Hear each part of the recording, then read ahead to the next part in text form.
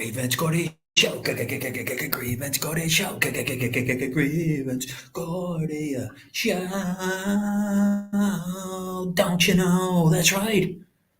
Coming at you from public libraries right here in Los Angeles. Every single day, God willing. Some days, God's more willing than others. That's right. I got things to do. What are you talking about? Ooh, looky. My favorite.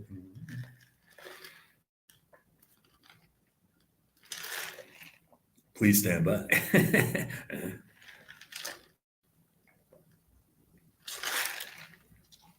Oh. I swear, I'm going to do better. I'm going to put links to all my stuff. I'm going to be working on all that stuff. You understand? Oh, well, swears. But until then, the name of this episode is called LA 2039. Nuke leaks, dope freaks, and 2 weeks until complete shutdown. I put all my writing up on Kindle. It's for sale. I put all my spit on my screen too.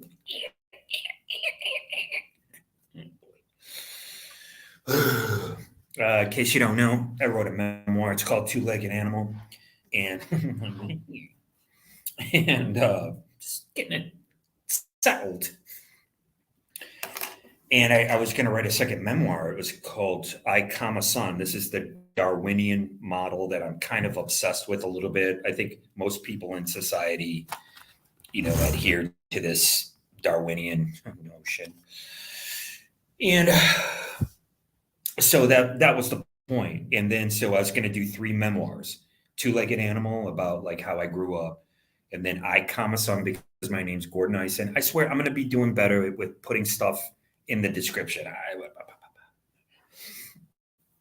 And that's the second memoir, where I was going to background check myself and kind of do like a Lenny Bruce, where you kind of answer to all these charges and et cetera, find out what's there, look up other people. I allegedly have a half brother somewhere. We would have to take a DNA test, that kind of stuff. I thought it was really interesting.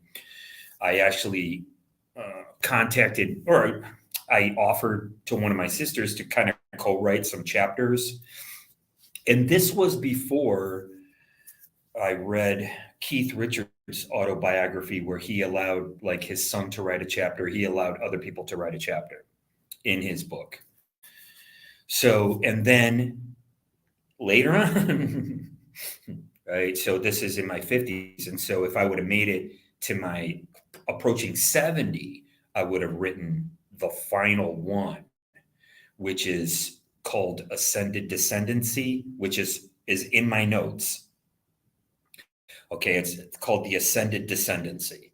Okay, so it was supposed to be like, all these notions of religious notions that I think many of us have come up with, meaning we were brought up, with a notion. We were given the Living Bible. That's what it was called, the New Living Bible. Well, so we were given that translation at 13 years old. I was confirmed a Lutheran.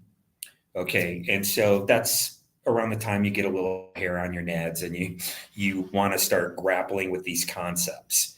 But I explained to you before, as a child, someone told me to steal something and I didn't even know what stealing was. I was 4.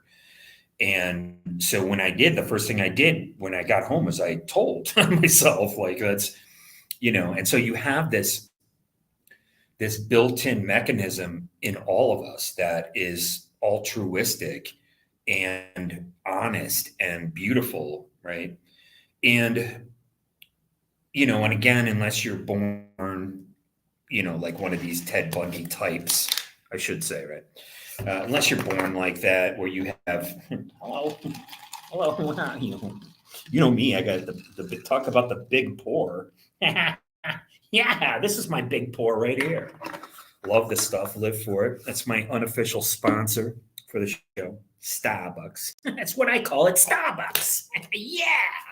Oh boy, I wish I had some bucks of any kind, but that's all right. I'm on the dole. So anyway, so what I do is I come on here and I talk about my ideas. And now I write these ideas up in treatment form, and then I put them on Kindle Direct Publishing, and then you can buy them to help out the show. Like I said, I am on the dole. I've been on the dole before, and a lot of times I could have been on the dole, but I, for whatever reason, it's really tough to go through the system. I was watching Dwayne Peters. He was in a punk band called the U.S. Bombs. Great name, by the way. And he talked about living on the streets, and he talks about people gaming. It's called gaming the system. I'm not out to game anything. I'm out to get the benefits that actually are mine. They're rightfully mine. And a lot of years I never even collected. And I think there's a lot of people out there like that. And I think I really like this idea of laying off government people, because a lot of these people, these pencil pushing bureaucratic nerds, right?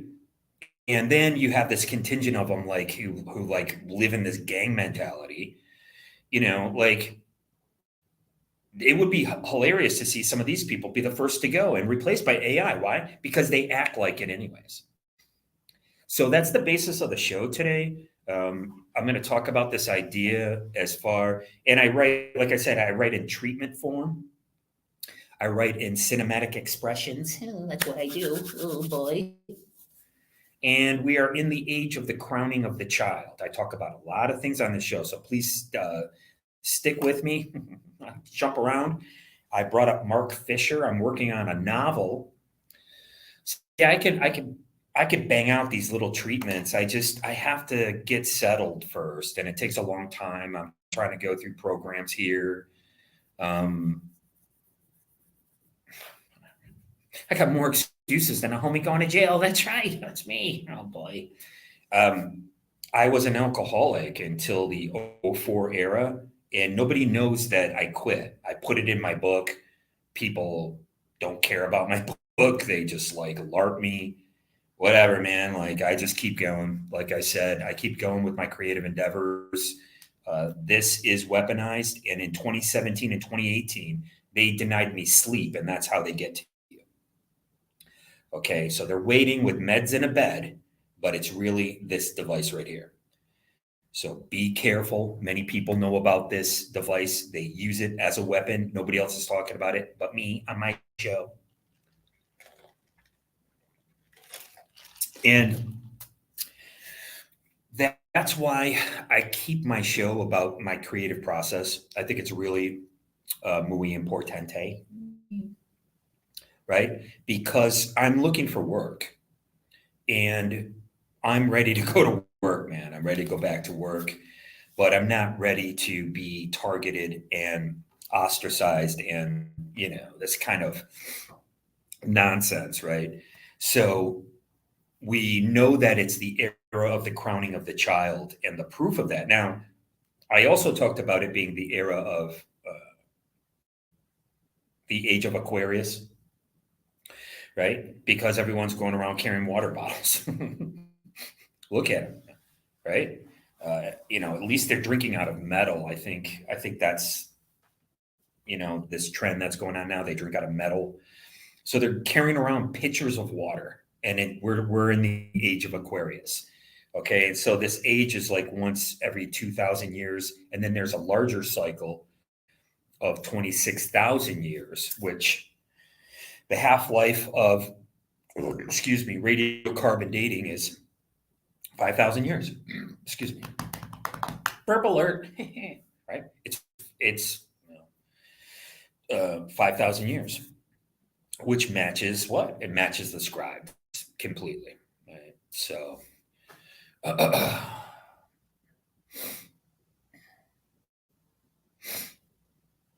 what I like to do is I like to talk about my ideas. And like I said, I grew up a lot different than most. I grew up with all women, and I didn't really have anything in common with anybody, and I don't feel like I really grew up until I left, like this group of little kids I was hanging out with when I was like 10. And then at the age of 11, I started hanging out with some older guys in my neighborhood. And then it was all downhill from there. I was like, not really. But I actually worked. I started working. By the time I was 11, I was working at the neighborhood party store. And it turned out my own grandfather ran a store in Baltimore, right? So it's just very bizarre. I talk about my family a lot, and I understand, you know, this ambivalence, this love-hate relationship. I've transcended that. I'm not interested in any relationship at this point in time. From 2017 to 2018, I was wrecked because of this. And this is all police associated. What they do is they entrap people. I've been through the system numerous times. I'm here to tell you from firsthand. Okay, in case you need to know, I was tapped to become a police officer at 1300 Beaubien in downtown Detroit. Okay, that's where I'm from. Okay, I didn't want to do that because I actually believed in white hats and black hats at the time. So I went out. I had already done 3 plays, and before I knew it, I was in a band with 2 teenagers, and they were writing white power on the fucking wall and like shit like this. They were doing really childish shit. And I'm not really into that, obviously. And music doesn't have a color. That's the whole point. And the fact that society kind of went in this direction, ending with American History X, like it's supposed to be like only fucking white guys listen to this music. I mean, go fuck yourself. I was literally playing the same music as Green Day and Rancid. Okay. So, but again, it's not really about race, it's about cultures. And I don't think a lot of people understand that. Okay. So let me see what I can do. Oopsie daisy.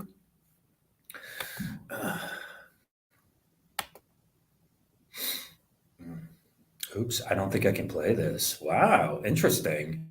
I thought I could play this. Uh-oh. Oopsie. Yeah. You guys hear that? I have screen freeze, major screen freeze.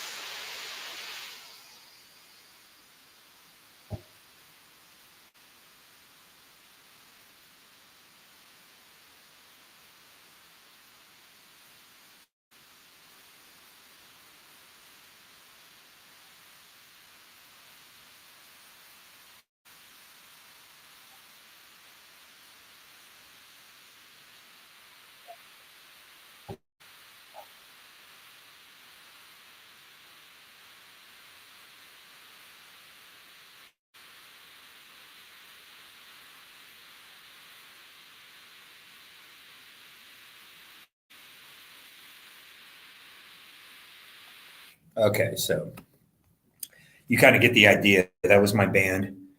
I have over 30 songs, plus I have another songs that just kind of come out of me. Okay. And these songs are going into what I'm writing, which is called Linoleum Blown Apart. I did pitches about that. You could look at the old episodes if you want to get into that a little bit more. But what I'm trying to talk about today, I'll do my best to is LA 2039. Now, I remember, who's the guy who did that? That was a series called Southland television series. Who's that director? He was kind of a big deal. Southland, was it? It was a television series. It was a movie. I think I'm looking for the movie. I think it just came up. Southland was a series. Yeah, I guess it was a series. well, who did the movie? I just Southland Tales, I think maybe it was the movie. Sorry, guys, I don't prep my show. Oh, please. Yeah, here it is. 2006 film. Okay, there we go. Okay, it's a sci-fi drama. This is what I was talking about. Director Richard Kelly. This is what I'm talking about. Um, he's only, yeah, Donnie Darko. Yes, this guy. Um, so this is the kind of thing that I'm talking about. He ended up doing Domino sounds kind of like a, uh, we'll back you with our money if you do this story kind of deal. The Box, and then Southland Tales. Drew Barrymore was full on involved in this Donnie Darko script. If it wasn't, I don't think if it wasn't for her name, it probably would never, you wouldn't even see this film. I think it's a great film. I think it hits on so many topics and I really like it. And also Southland, whatever it's called. I'm sorry, Southland Tales. Right. So I think we could use Southland Tales as kind of as a model for what I'm talking about. It's called right now, it's called LA 2039. And like I said, as an actor, I worked on Cop Gives Waitress $2 million tip. Like that was the name of it, was a working title. And then it became It Happened to You or something like that. I got to work with Rosie Perez, Nicolas Cage, just as an extra. That's all I'm saying. And, there's no friendships or anything like that. Yeah, we were hanging out. I mean, like when somebody takes a selfie, do you really think they're hanging out with the person? You know, it's a selfie at this point. So, um, and Seymour Cassell. Now, Seymour Cassell is more my speed. I'm a John Cassavetes man. I'm a VHS video cassette man. All that stuff is going into Linoleum Blown Apart. And I love Seymour Cassell because he's walking around smoking a cigar, just really being obnoxious. He was being himself, but you could see the crew were tired and they didn't want to fucking smell his stinky smoke. And he's just telling his stories. It's really great. I've had some really great experiences. I came up at 6 Mile and Gratiot in Detroit, and I was one of the first people to actually start working as an actor before Jack White, before Eminem. Before any of these people, I actually did it. I was in a band. Check out, there's another band called Majesty Crush. Please check them out. I believe the guy, David Strouder, moved here to Los Angeles. He began acting crazy in 2017, the same way I was. I was scared to death. I was scared for my parents. I wasn't scared for me. And I think I've all but shown you with circumstantial evidence that something was going on in the 2017 era. And again, you start swinging at the ropes. I call it swinging at the ropes. You start blaming people who it's all plausible deniability. It's sorry, man. It's coming from this. Hey, you don't know who's doing it. Well, I do know who was around, and I do know my wife and my drummer were using it 100%. So I'm just here to tell you, if you don't love somebody, don't fucking ruin them and don't try to have them fucking murdered. How about that? Okay, trash. Like I said, I understand ambivalence. I get it. You have a love-hate relationship. Like I said, some ex-girlfriend of mine sends her mother to come push me around with a fucking cop. That's all these guys are worth. And so that goes into my story, LA 2039. What would happen if these pencil-pushing bureaucrats all got laid off? They all got replaced by AI. Nobody thinks about that. Okay? Nobody's talking about this. They're talking about AI in other industries. What if the government was one of the first to, right, use AI? Oh, no, we'll use it. How about that? No, we'll get rid of all these people. Oh, it's too much government spending. There you go. It saves the American people. And then you got some altruistic, phony politician coming up and saying, well, we're gonna use AI for the government. And then all these people who are abusing their power, which is what they do when they work with gangs and they do this intimidation tactic and they prevent you from getting what's rightfully yours because you pay into it with payroll taxes. Now you're out. Now you have to go assemble burgers, right? Because there's nobody working the counter anymore at McDonald's, but we need food assembly people. There you go. That's where you work now. And again, I've worked in restaurants. I've worked in, working at my uncle's pizzeria is the equivalent of working in a fast food restaurant. It's fast food. It's pizza, right? You work in a restaurant. You work with customer service. You work with people. Hey, how you doing? I would have been doing that. I wouldn't be here right now if I had afforded an opportunity to have my own business and something like that. I would have done it, no problem, right? But again, I don't know. Is my destination choosing me, or am I choosing this destination, right? So it's a combination of what's predetermined and what our true will is. And what we have to do is try to push ourselves, force a situation. When I left Detroit in 1992, I had done 3 plays, right? Read between the lines. I had done 3 plays, and I was in a band with children. And talk about crowning of the child. And, and again, people don't understand what it takes to actually write a song and to be talented, because they actually believe that you have to be making, you have to be getting a bunch of hits on Spotify. If you don't get any hits on Spotify, then you must not have any talent, right? So what I call these people who are like my ex-wife, obsequious Philistines. You have a tin ear. You don't even know what's good. You don't even know why you like something. Where people like me, I do. And I'm not afraid to eat found food. I'm like, actually, technically, let me clarify that. I am afraid to eat found food. I'm very afraid to eat found food, but I do it anyway because this is all I really have. And I thrust myself into the situation. I had already written Two-Legged Animal, where I talk about Howard Stern growing up because he was in Detroit. And I remember that as a child. I remember listening to his show and how profound he was, right? And I was like, and I thought about it, and I was kicking drugs and alcohol and cigarettes in a hotel room in what I call Little Detroit. That's 13 Mile and Gratiot. I'm an East Side kid. East Side Vandals is what the gang on my side of the town used to be called, East Side Vandals. And from the Vandals record, and they were being vandals, burning down houses and shit.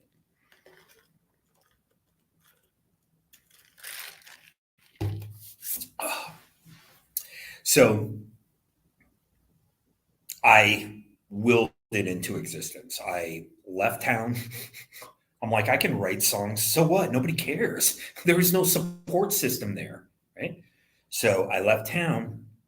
And then before I knew it, I was actually working as an actor. I write about it in my book, Two-Legged Animal. My book is always available. I'm going to try to put it in the comments. It'll be the pinned comment, right? But what we're talking about now is a new idea that I had. And you guys remember when I was singing about the scarecrows? They are the scarecrows. They are the scarecrows.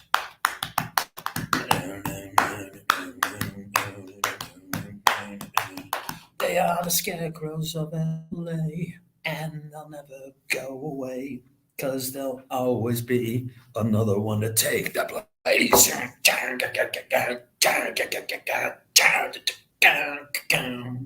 right.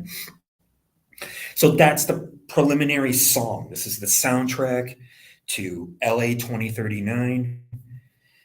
What is it? I can't say. Nuke Leaks, Dope Freaks, and 2 Weeks Until Shutdown. Okay, so this is like Escape from LA, Escape from New York, Escape from LA. We haven't seen a film like this in a long time. I had this idea all the way back, and I wrote a story in jail in Macomb County. After I got out of Macomb County lockup, whatever it's called. Okay, so I wrote my first story, and it was about a nuclear event going off here in the United States. I talk about Black Bloc, which was pre-Antifa. Okay, they were called Black Bloc. And this is all in a story that I wrote, I guess it was before I was married. Yeah, it was before I was married. I talk about the '04 era a lot. It's when I came back to Detroit and I was just like a really bad alcoholic and I just needed to dry up. And I did that myself with no help from the state of Michigan whatsoever. I was LARPed, targeted, and this is what they do. It's writ large everywhere. They try to prevent you from getting help. That's what they do. And it's really pretty shameful. Like I said, I'm the one paying into the system. That money is mine. That's my money. So you can play as many games as you want because your ego is completely out of control. But again, what if these people would be the first to get let go? So that's part of the story for LA 2039. I have the scarecrow story, and you also have the nuclear leaks. Now I talk about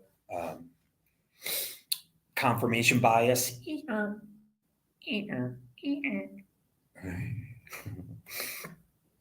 This is Stanley Kubrick's Monolith, by the way. Check out orthogonality. I talk about it every show. We're also talking about genocide. Okay, we're talking about the killing off of a lot of people. Okay, and that is under orthogonality. If you look it up, you can connect the dots yourself. I'm not here to tell anyone what to think. I'm Wiki alma mater. I look things up on Wiki, and I form a hypothesis. And why I'm in Los Angeles is number one, so I didn't freeze to death, and number two, so I can get a job. And like I said, I'm writing about Howard Stern in my book, and I'm getting ready to write another book, and I'm kicking drugs and alcohol in Little Detroit. And I'm remembering stuff like they gave Yucko the clown a pilot. And I'm just like, what? The guy goes around, tells dirty jokes, and squeaks a fucking horn. Okay, well,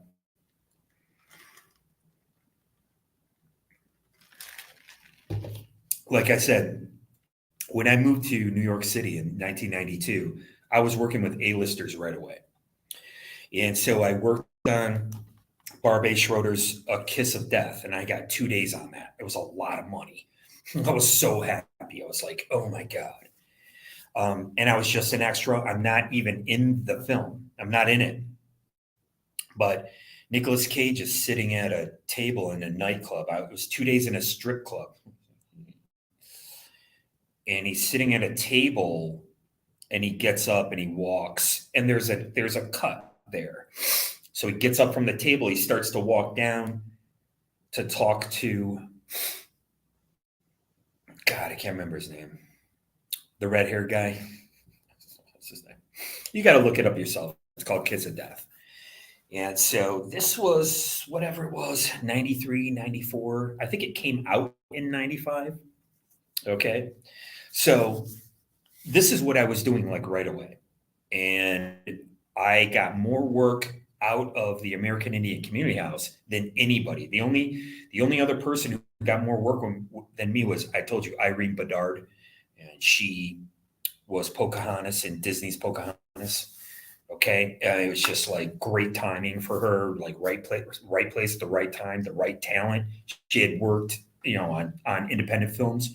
And me and her actually did an independent film together. So in case you don't know, I've done a lot of films, but it's not my film. This is what I'm trying to tell you. I'm hired as an actor. I'm hired as an actor to work in a film.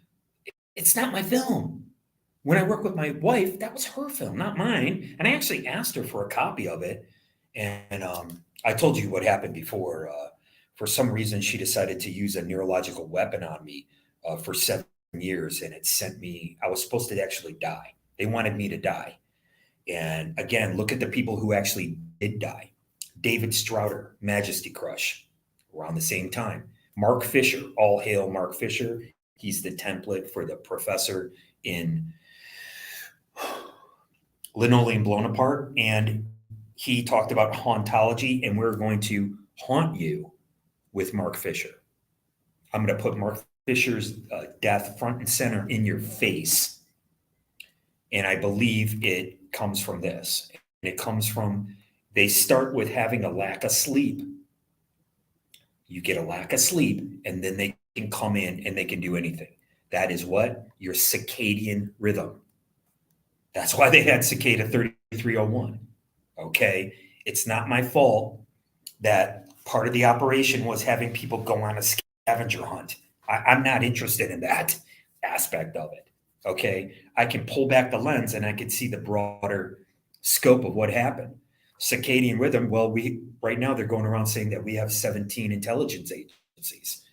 What the fuck? I remember when there was just ONI and CIA, DIA, and FBI, just a few. Right?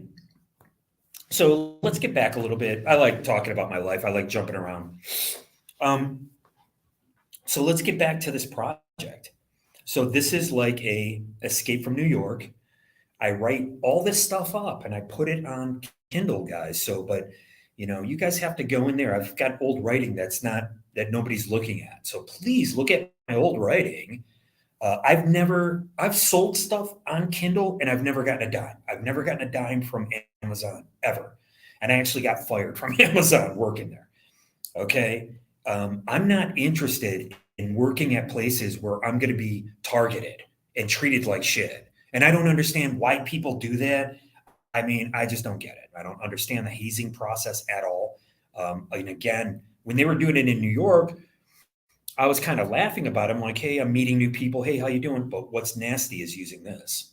And that's what they were using. And they were cranking it up so high that I was actually crying on the job.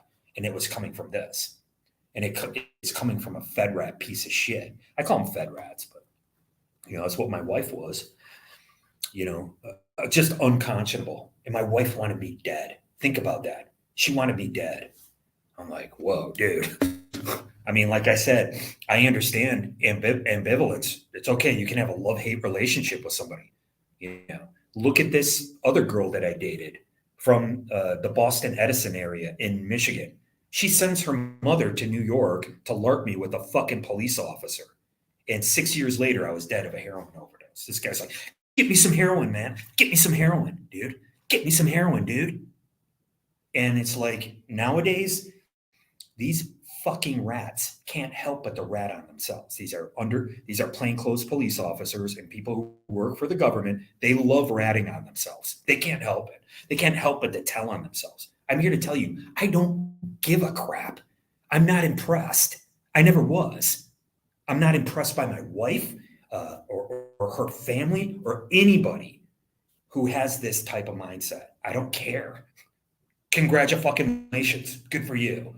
I'm not here to make friends with somebody who doesn't want to be my friend.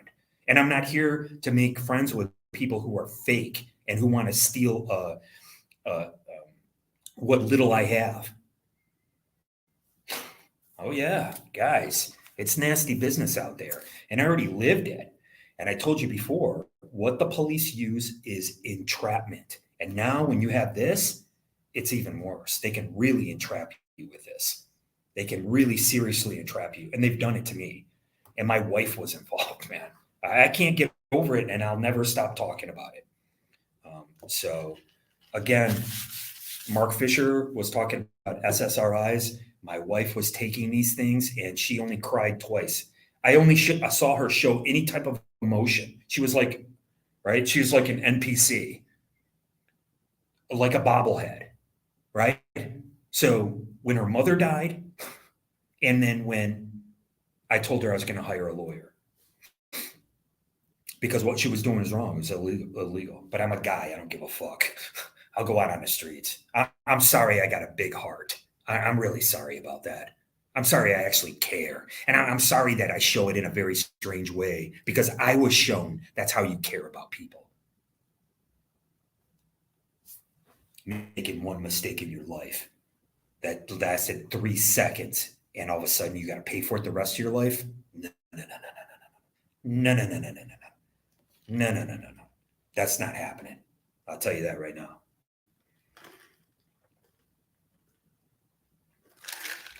So anyway, like I said, the idea was for me to die.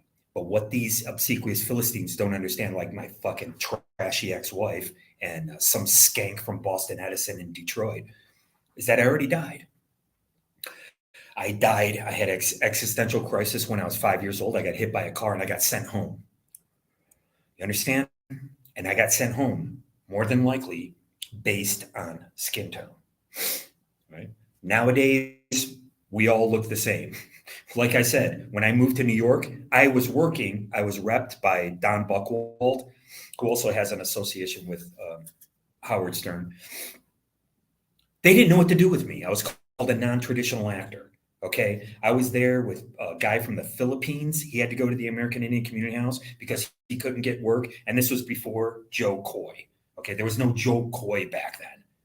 Okay. There was me and there was all these other Native American people.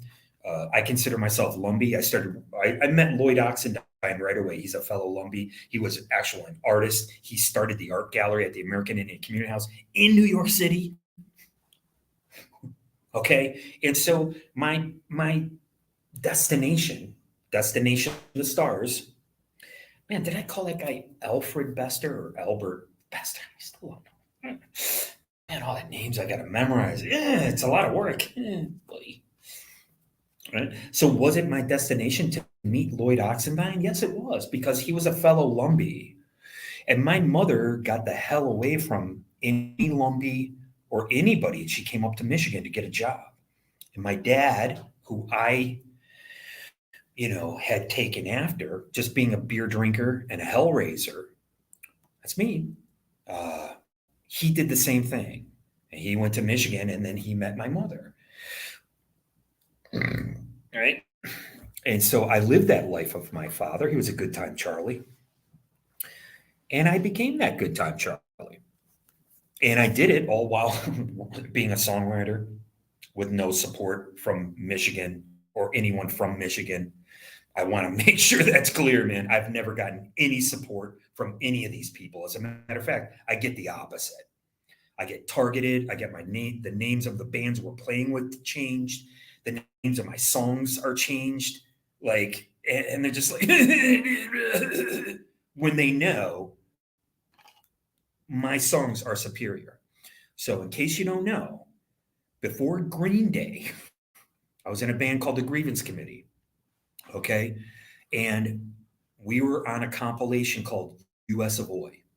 Okay. US Avoy Volume 2, because they had already had one.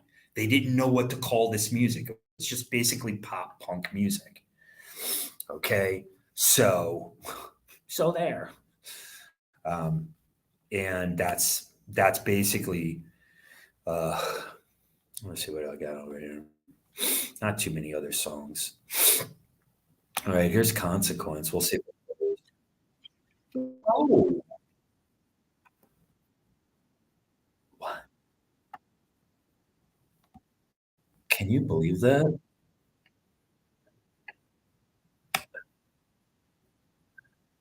Wow. Sorry. I like Mickey D's. I don't know. I guess I could have.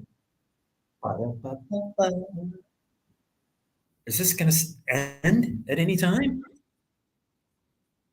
What the hell? Sorry, guys. That's all from SoundCloud. I was supposed to play a different song. Sorry, guys. That is funny. So you want to check out my um, playlist for Linoleum Blown Apart? Okay, so you can check out my playlist for Linoleum Blown Apart. It's on this channel, and I'm gonna play the song right here. See what comes up. Might be a commercial.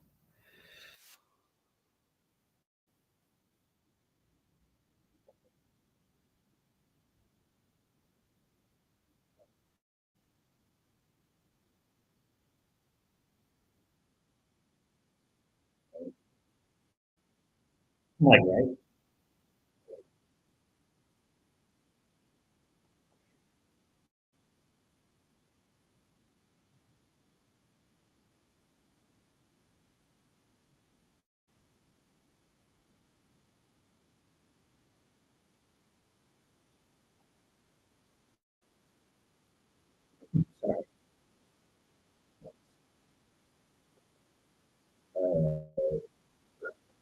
pretty cringe. It's kind of corny, but that's what you want. You want this kind of corny naivety, right? So that's a song called Exposed. Okay. And that goes into Linoleum Blown Apart Property. And so every single one of my songs, all I'm doing is kind of writing a scene around the song. That's what I'm doing. Like, you have to incorporate the song. Where's it gonna go in, right? So there's a major scene for that. I've got scenes for all of these. I put them up on Kindle. I'm trying to get some interest in what I do. I would take any money that I made and continue to put it into all of my projects. I don't care about money. This is, you need money to get by. Like, I'm literally hopping on buses and like asking for favors. I mean, this is just really sad. And again, this targeting went full tilt boogie the day it was going on during my wife, but it wasn't as bad. But once my wife left, they knew that this was going to happen. Okay, that people were going to start harassing me, and the harassment, they wanted it to turn into my death. That's what they wanted.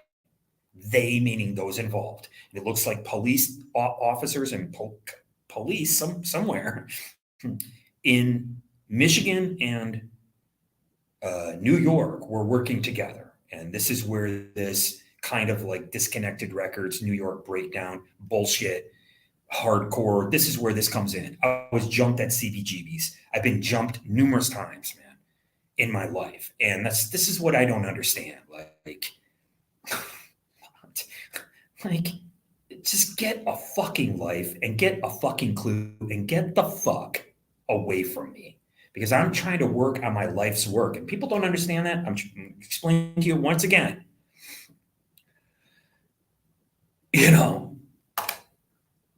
These people have to be told, look on Spotify, look who's number one. Now go buy that. And they're like, okay, I'll go buy that.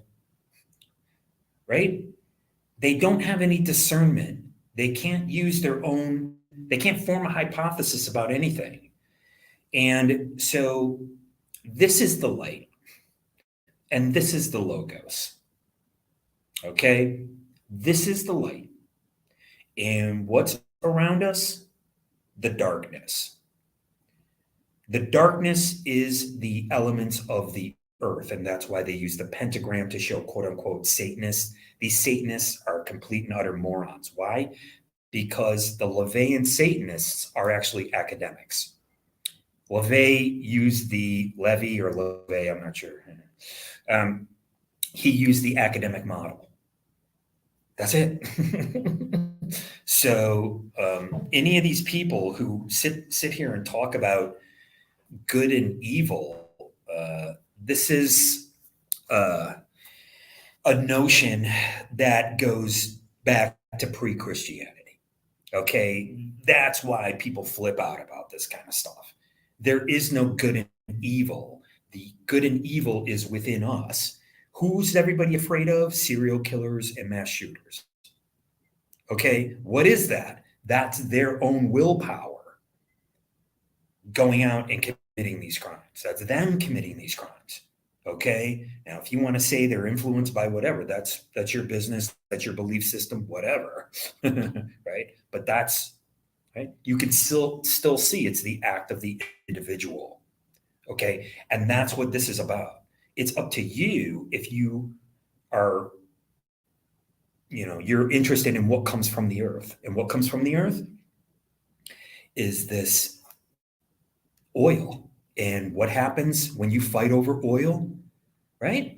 You're fighting over land, you're fighting over oil, you kill people.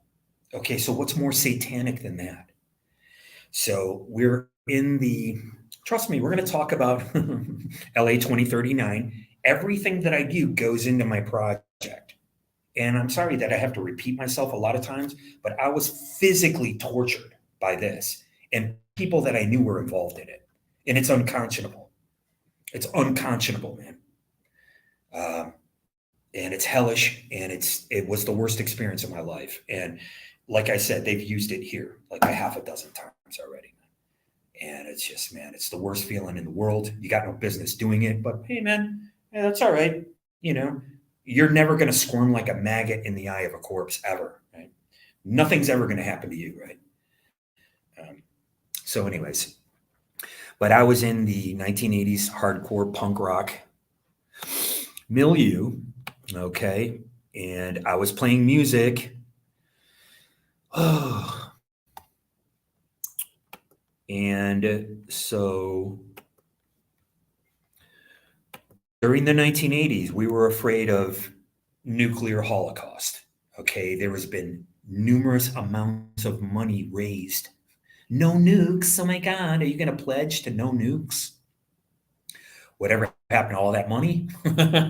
Whatever happened to all this fear of nuclear annihilation? Okay, and we have successfully entered the crowning of the child era in the age of Aquarius, in the age of Horus, they call it. Excuse me. Okay.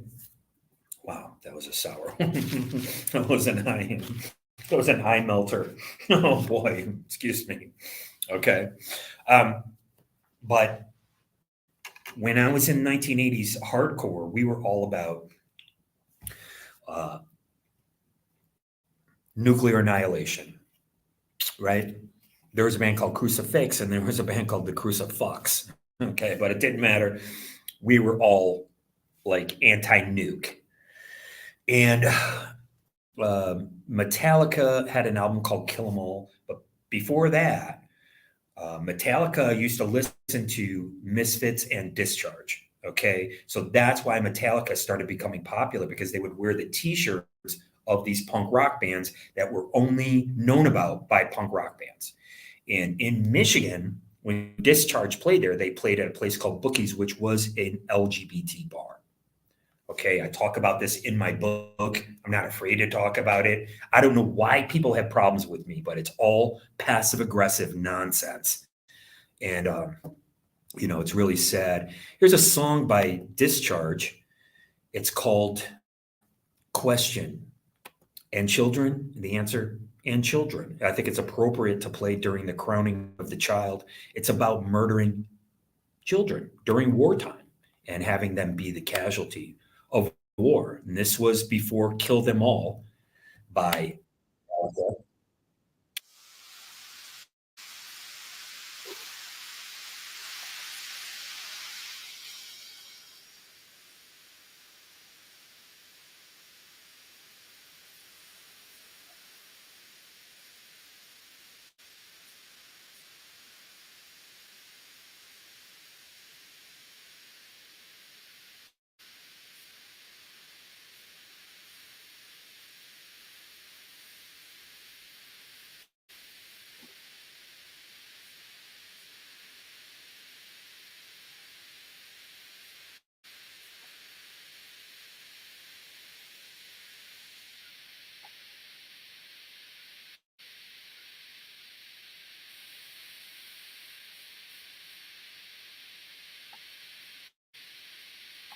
Okay, so you got a pretty good idea of what's going on there. Um, the guitar player's name's Bones. He was in a band called Broken Bones, and we actually got to open up for them, but he quit. The band had to fulfill a contract, and we're at Blondie's, and we're just like, "Where's Bones from Broken Bones?" And it was like a big scam, and they scammed everybody.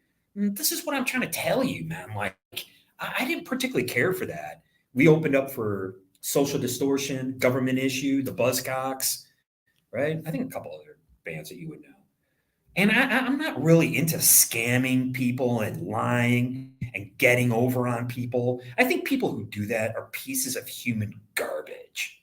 So, you know, uh, and again, what they do when they try to keep your benefits from you is they're trying to create a criminal. That's what they want. And I've been in situations like that before, and it ain't nothing nice. And like I said, they use entrapment. Okay, I go off. But what you have here is a song that is anti-war, and he's basically singing I wish I could do a PowerPoint presentation. But do you remember the scene in from Vietnam where you have a girl, she's running down the street, she's naked, and you could tell part of the lyrics of the song is that your skin is peeling off in strips. The agony they cry and scream. I'm sorry, in agony they cry. Skin peeled hanging in strips. In agony they cry and scream. Skin peeled hanging in strips. Question and children, answer and children. So it's this image of like Apocalypse Now, where he's just like, terminate the colonel's command, terminate the colonel with extreme prejudice. So, right. So you know what they're talking about, right? And that's the type of language that they use. And so we could see with this whole fake Mark David Chapman, what's the other guy's name? John Hinckley Jr. Take a look at their wiki pages, guys. Take a look at these phonies. They look nearly identical. They left a book that said, quote unquote, whose lead character says, you go to his wiki page, and it says, Holden Caulfield, very first story about him is called I'm Crazy. So this is code for other people in the know. Take a look at David Fincher's Seven.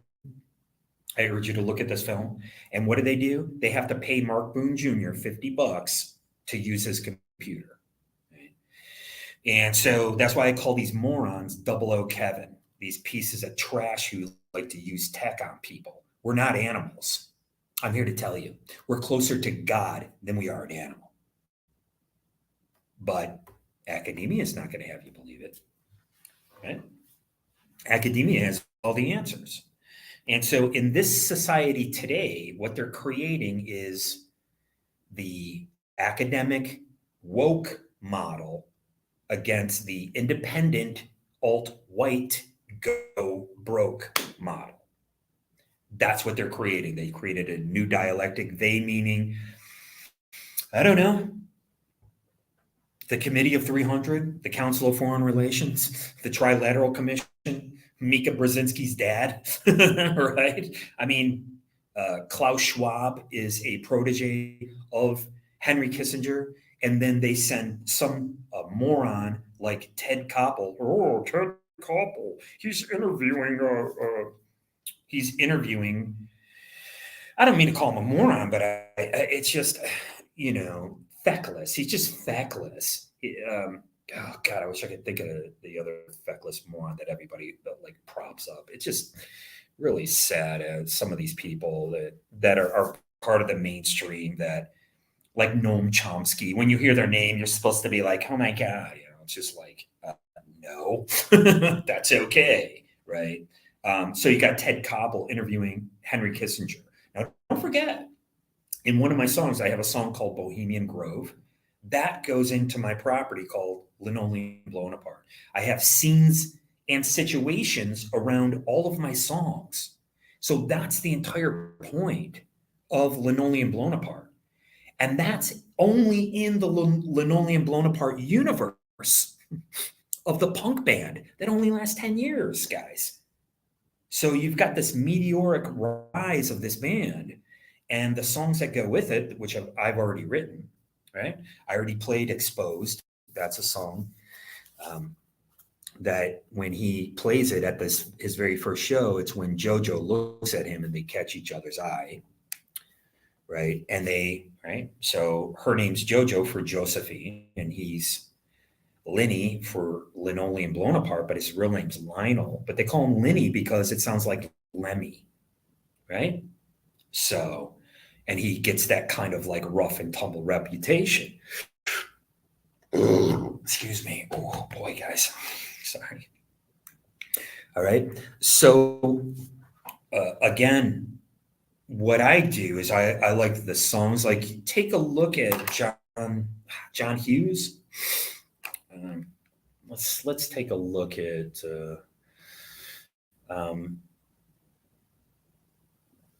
Don't You Forget About Me song. Okay, so when John Hughes, movie, yeah, Breakfast Club. Okay, so hey, hey, hey, hey, right? So yeah, John Hughes. Okay, so we know that's John Hughes. So right, so and they came to him. Simple Minds had this song, and he said, "No, you keep working on it." They were done with the song. You got a film director saying it's not good enough. Okay, so this is the kind of 80s stuff that I bring to the table, right? Like I'm creating this. It's called LA 2039. It's a working title. It has a song called The Scarecrows of LA. Okay, I'm working on this song as well, right? So it's almost like I'm at the point of, dare I say, uh, who's the Dubliners and James Joyce or Thomas Pynchon. Like this is where I'm at in my thinking. This is how evolved I am, and I might not be that articulate. Right? It might take me a little while to figure things out, but this is where I'm at as far as maturity, right? And so we have right now we have the crowning of the child, and we have all these guys on in their video cast like sitting in front of a shelf full of toys. There's only a few people that sit in front of an actual bookshelf, right? And and again, I'm more of the oral tradition, and I like to listen to a lot of books on tape because I'm a Class A driver. So when I'm driving, I like to listen to lectures and stuff like that. That's how I listen to most of the lectures, books, by and about Friedrich Nietzsche, stuff like that. That's what I listen to. Why? Because I'm an adult. That's why. And I want to listen to things that are adult. And it's like if I want to go out and play with kids, well, there's kids out here. There's a playground. You can play catch. You can be goofy. You can be childlike. But this cancel culture is very childish, extremely childish. You can see how dumb and childish this is. So I'm trying to create relationships out here. I always say this every show, out here, not in here. I don't really give a shit. And just to let you know, they had people in my milieu, online milieu, they were talking about Seth Rich, and then they had the Seth Rich files, and then they have who spoofed the Seth Rich files because they were fake. Well, read between the lines. Here you go. Seth Rich isn't in my family. You're responded to a media deep blue story. This is a tabloid. You might as well just call it tabloid story. You don't know how true it is. If Seth Rich was murdered, he was murdered. You don't know why a person was. You might find out, that it had nothing to do with it. You might find out that it's a coincidence, right? So that's why I created the counter conspiracy program, right? The Coco Pro, dude, bro. Because either way, regardless and irregardless, you are responded to something that is coming to you through confirmation bias. Okay. And very few people are capable of actually having a conversation that doesn't get into tit for tat, just, this whole other area of, one-upsmanship. They don't understand that you're just kind of, having, again, if you're going to have a full-on debate, there has to be rules, et cetera, et cetera. But, with this childlike behavior comes cancel culture. Okay. And so this cancel culture is part of accelerationism. Well, what are you accelerating into? Nobody is looking beyond this. Oh, you want to participate in gang activity and cancel culture? Okay, well, guess what? You might lose your fucking job and you might have to live out on the streets and you might be in need of, excuse me, your benefits. Burp alert, right? You might be in need of this stuff now, right? the tables turn, as they say. Right? Who knows? So this is the premise for LA 2039. And you can tell that, well, a long time ago, I was working on another story. Um, I have all the stories like written somewhere. I don't keep track. I just, because I started collecting my writing, uh, once I got married. Not actually, no, before, but it afforded me the possibility to kind of like continue to build this, right? Like I said, my book, Two-Legged Animal, it's already a decade old. So, this is like old stuff. I appreciate if you could check out some of my writing, some of my work. I'm looking to get work, and again, any money that I get, I don't really care. I'm a guy. Like, all I want to do is like eat good and get a good night's sleep. That's it. It's pretty simple stuff. As long as I eat good and get a good night's sleep, I don't care about this vapid culture. I don't care at all.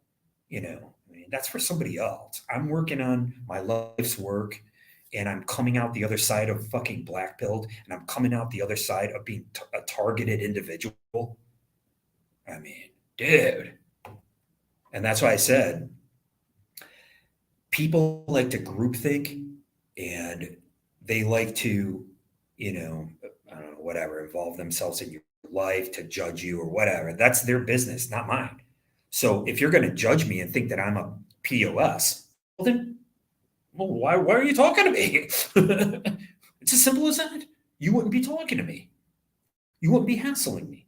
You wouldn't be doing any of this. You wouldn't be participating in this behavior, right? If I'm such a POS, well, there you go. Sayonara. You better hope I don't see you tomorrow. It's as simple as that. But, again, this is all writ large now. And it was really heartbreaking with my wife. Just heartbreaking. Not that you can love somebody who doesn't love you, but just to know the involvement in this. And this is through the Facebook app. I don't want any questions with regard to where these Fed rats are at. When you're targeted, they target your sleep. And then once they do that, then they can come in, and then it starts getting into behavioral. Okay. So with my life's work, what I'm trying to do, since I've already died in 1999, I keep going to the wrong side. Sorry. Is I want to continue with my being a creative person. You can see I come here and I can still write songs. I can pick up my guitar. It's in the pawn shop. But that's what I do. And I think my top ideas are the novelization for Linoleum Blown Apart, right? So that gives me a project to work on, until it comes to fruition. And I do work on it here. Okay. And then I think as far as a television show is concerned, I think Golden Years and the new Pee-wee's Playhouse, whatever that would be, I think those two are huge ideas.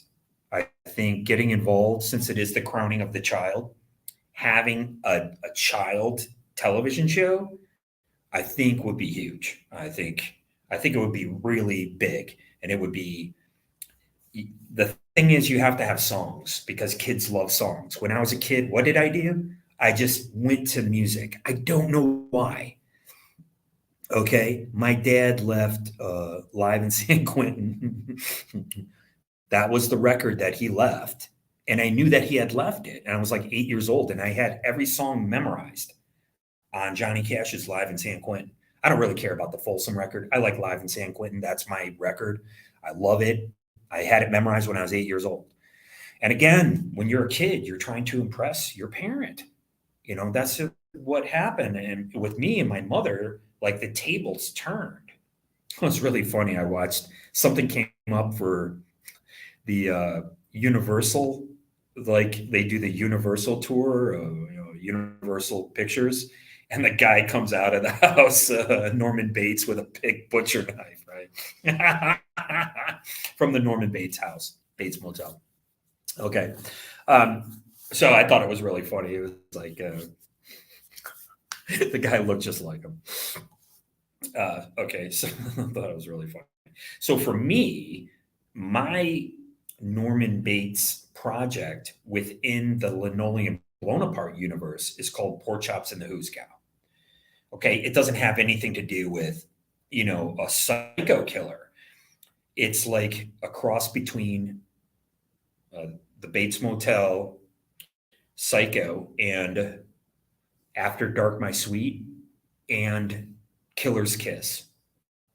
So it's a boxing movie, right? It's about the end of innocence, just like uh, when they talk about Raging Bull, just like with Raging Bull, right? It's like this kind of end of innocence, right? It's like he's a boxer and he's married, and then they really get along, and then, right? So very similarly, tongue twisted. Uh, right? He's a boxer, and there's an unrequited love.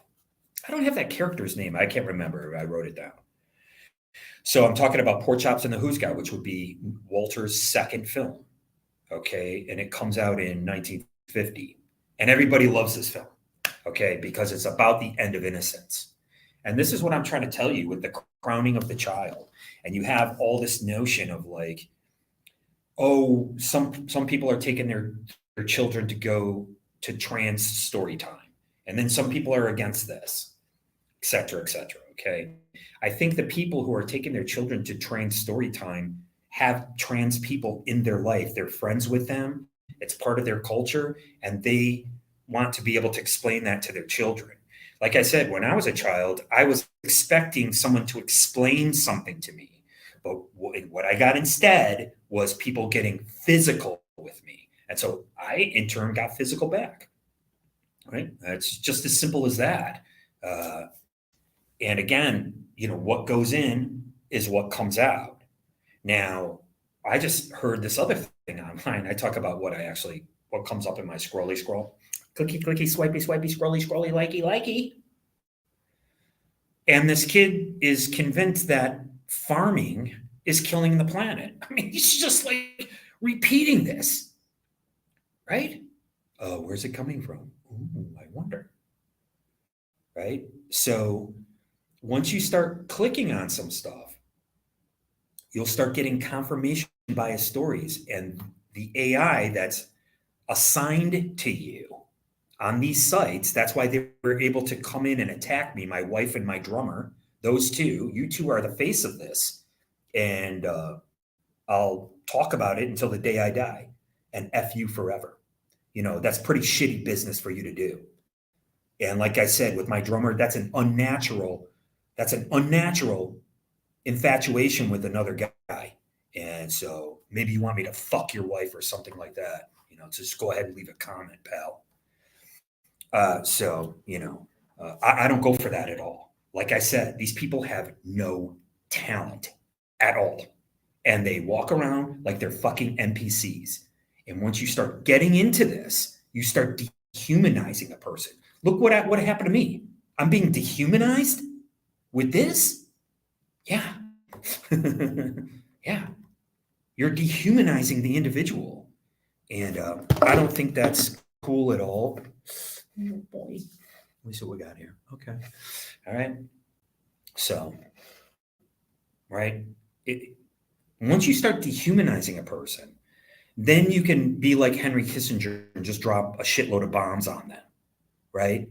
And like I explained before, with this discharge song, it's basically a song that's kind of singing you it's giving you this picture from Vietnam where the girl's running down the street and her skin is peeling off. Okay. When they're using napalm and stuff like that. Right. So, right. And so that's the kind of gross imagery that we were into as punk rockers. This is before metal. There was no black metal. You understand? Like being into American hardcore was the thrust of it. That was as down and gritty as you could go. And so, anyways, that's how I came out of that. But I write songs that actually have melody. And right now we're talking about LA 2039. Okay. And so this is another treatment that I'm going to be writing up. I'll be putting it on Kindle. Okay. And so it says nuke leaks, dope freaks in 2 weeks until shutdown. So what's going to happen as I was getting confirmation bias stuff from Fukushima, okay, and they had a nuclear leak there. Yeah. Excuse me. So you can see this kid, they're crying for green energy. They don't want coal, et cetera, et cetera. Again, this is media deep blue garbage. I'll never get involved in that again. But they're going to crank up the nuclears and then there'll be a nuclear leak. Okay. And so a long time ago, I wrote this other story that was about polluted dope. Now we have Fenty, and they got Fenty nodders. That's what they are. They just, because you can smoke Fenty now. Okay. So this is a game changer. Smoking Fenty is the same as smoking crack. Okay, once they introduced this smokable cocaine into society, you saw what kind of happened. Crack babies. I mean, did those even exist? And so when we were in a punk rock band in the 1980s, you would see bands called like Crack Babies or whatever. We're the Crack Babies, hey, you know. So you make fun of these memes, and that was the whole point of punk rock culture, was taking the mick out of this crazy stuff that was going on. So now you have these Fenty deaths. The Fenty deaths are coming from smoking fentanyl. It's a smokable fentanyl. They used to call it chasing the dragon back when you could smoke heroin. Okay. Now, if you want to take a look at Bad Lieutenant, Abel Ferrar, I love Abel Ferrar. I love Abel Ferrar and James Toback, directors like this. They're pretty intense guys. Abel Ferrar specifically, Love in a 45. I mean, it's about a fashion model who goes on a killing spree. I mean, this is what's going into stuff like the Spangled Banner and stuff that I'm creating for the Linoleum Blown Apart universe. This is how gritty I want it. Like a cross between like this grindhouse and this high cinema, right? Like it's like shooting grindhouse in Technicolor. I mean, that's kind of what Tarantino does now, right? He does these kind of B movie scripts that are just they're a cut above, right? They're a cut above B movie, but then he uses A-listers, right? So again, it's this amalgamation, right? Okay, and so this is the concept behind LA 2039. Just like Donnie Darko, you want a lot of stuff going on in here. And that's what I'm bringing to the table. Like I said, I've got numerous stories and ideas. And so you have this bad dope. And so as a metaphor for these Fenties and these actual real life zombies that you see out on the streets, I can't believe I played a McDonald's commercial. I might get a strike. I mean, I don't know. I eat McDonald's. I like McDonald's. It came up on my SoundCloud. You can go to SoundCloud under my name, Gordon Ison. Okay. So you have this notion of this bad dope. And so you have a nuclear leak right here in Los Angeles. Okay. Again, this is a film. You've got the template of Donnie Darko and you have the template of the Southland Tales.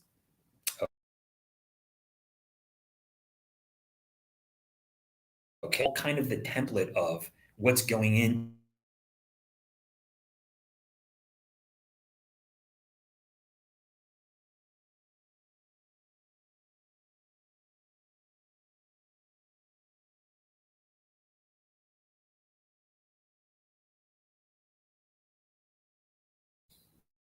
Yeah. Sorry about that. My screen just went dark. So what time is it? Yeah. Okay. So, all right. So you have this notion of these zombified dope.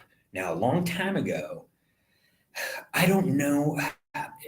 I think it's just easier to take a pill to see somebody shooting up or snorting something, I think it's a little too intense, right? So if you want to make this a little bit more palatable, a little bit more PG-13, what you'd want to do is maybe have it like a Molly or something like that. And so you have this notion like Return of the Living Dead, which is my favorite, one of my favorite George Romero properties, right? Is Return of the Living Dead with all the punk rock songs. I love that. So you have this notion of a nuclear leak like Fukushima. Then you got everybody leaving town, right? And then you got people in the streets going wild, quote unquote, wild in the streets. They don't have anywhere to go. But before that, you've got this simple story of uh, a bureaucrat. What I would like to see is these police officers, right? You've got these police officers, all of a sudden they're laid off and they've been busting heads in the streets. And now all of a sudden they're in the streets and they're not police officers anymore. And it might be illegal for them to carry weapons, right? This is where we're heading in society, man, right? The only people they want armed are police officers. Like, what? But yet they're critical of the police being having too much. I just don't understand this way of thinking. But again, we're in this schizophrenic future where these ideas are never ferreted out. They're only brought to you through media deep blue, little sound bites, right? So you have this, you make it personal with a story about, these group of bureaucrats who are let go, these flatfoots. And now all of a sudden, they're kind of trapped in society. And you have the nuclear leak in LA, you have the bad dope, you have the story of the scarecrows of LA. And so this bad dope are creating these zombie type people. And they don't have any, kind of like my ex-wife. They have to take so many pills that they don't have any empathy for anybody. They lose their ability to really be, to have any empathy. And so you have this like 2-week period where they're saying, listen, the radiation level's rising, it's rising, and you have to get out of town within a certain amount of time. In 2 weeks, it's going to be uninhabitable, basically, here, right? And so that sets the stakes. That sets the stakes really high. Like, okay, I got a specific time frame. I got to try to get out of here, and I got to cut my losses and go. Okay. So that's your basic story. And again, everything that's going into this, I put my everything into it. Like I'll steal scenarios from other stories that I've written. Well, we can use that in here somewhere too, right? Because as far as I'm concerned, I never received a dime from Amazon, from Kindle. I never got any money for anything sold. And I know for a fact that I sold the earlier version of my book. Okay. I know for a fact it's sold. So, that's really about it. So anyway, they have this whole media deep blue story about the Gadsden flag. And again, I don't want to be too respondent to these media deep blue stories, but I have a song called Tread on You. And that is, if I can find it, and that's about the Gadsden flag.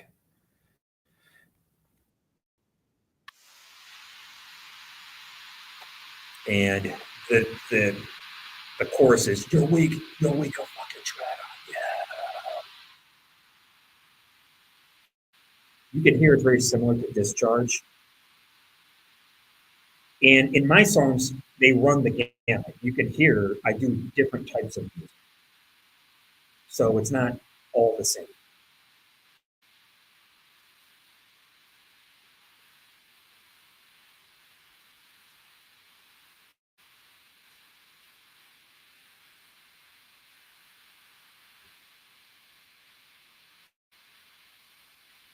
Like I was trying to come up with the ugliest.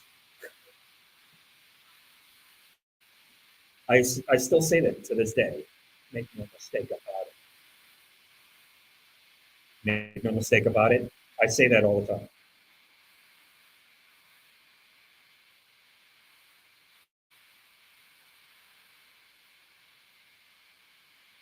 So I'm trying to come up with like the most negative visuals. The day they side you in of all the saves here, Brian.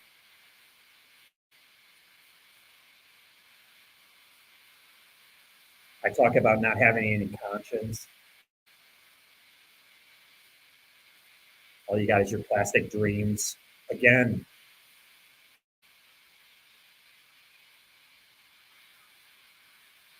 check out Linoleum Blown Apart playlist on my channel, please.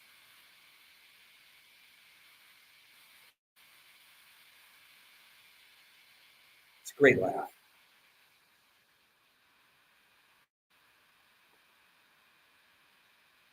Okay, I don't know how to play a lead solo. I didn't learn scales, so I don't know how to play a lead solo. There was something else I wanted to play for you, by the way. Let's see if we can go. See what we can do here. I have a must watch. So there's like 45 videos. And don't ever forget that this thing just doesn't want to cooperate. Don't ever forget, in 2025, the financial market will crash. It's going to crash in 2025. Okay, this is based on the circadian cycle. And again, that's why they talked about stuff like that. They're just kind of, they meaning those involved, are throwing this stuff in people's faces. And it's up to us to decipher it. Okay, it's up to us to use the light and not be obsessed with the darkness. And what is the darkness? What is the pentacle and the pentagram? Now, it has multiple meanings because the shape of the pentacle is the shape of, it's the travail of Venus, the morning star. And so you have all this stories about the morning star, Lucifer is the star of the morning, et cetera, et cetera, et cetera. Okay, so there is an astrotheological aspect to it. And that is also going into my property, Scorpius XL, when they call in a priest or a preacher or a padre or whomever, to explain to the young astronaut that the Bible works on hermeneutics and it works on both levels, an astrotheological level as well as just a regular straight through story, which is what mythology does as well. Okay, so I have my playlist. It's called A Must Watch. Okay, I've got great stuff. Lunch with Devo. I like Devo because they were like new wave. They were a really cool, weird band, and they were from Ohio. And okay, so this is the girl with the dragon tattoo opening. Boom, boom, boom,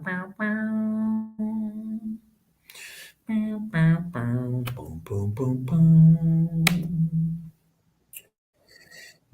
And this is the immigrant song. Okay, you guys can hear this. David Fincher. This is one of the greatest openings for David Fincher's.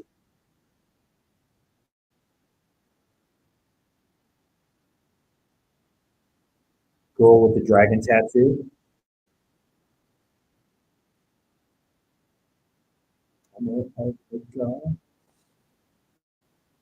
You see, it's dripping, pouring, and then it's smashing. It's all slithering like a snake.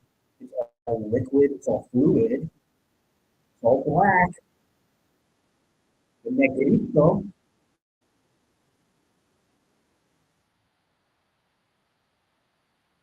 Just, I mean, the song alone. I am really. And then there's the Phoenix. Okay, the Phoenix is also in there.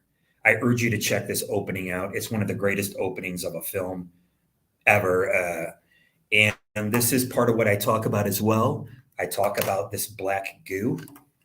This black goo comes from the earth, okay? And in order to be godly, you have to use your gnosis, which is your knowing and your understanding, okay? And when they say Satan is of this earth, Satan means the adversary. And when you're being adversarial to a person, like thinking you run with a set and you got to harass somebody or you got to throw your weight around for some reason because you're a obsequious Philistine, pencil pushing bureaucrat, and that's how you get off. Well, you're actually being satanic. So you can go to church and you can pray all you want, but you're not even supposed to pray. You're supposed to give thanks. Okay.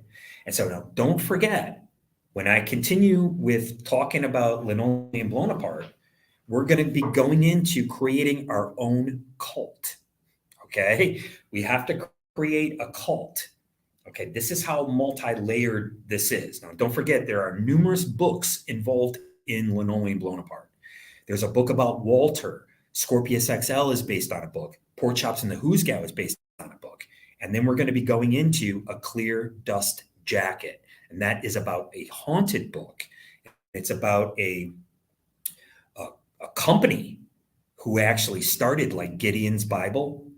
Okay. They actually started by printing up these, they call them chick tracts, these track sheets. They started off by printing up these quote unquote Bibles, but they were pamphlets and they were heretical to the Christian religion. And then they kind of, excuse me, burp alert, they kind of morphed into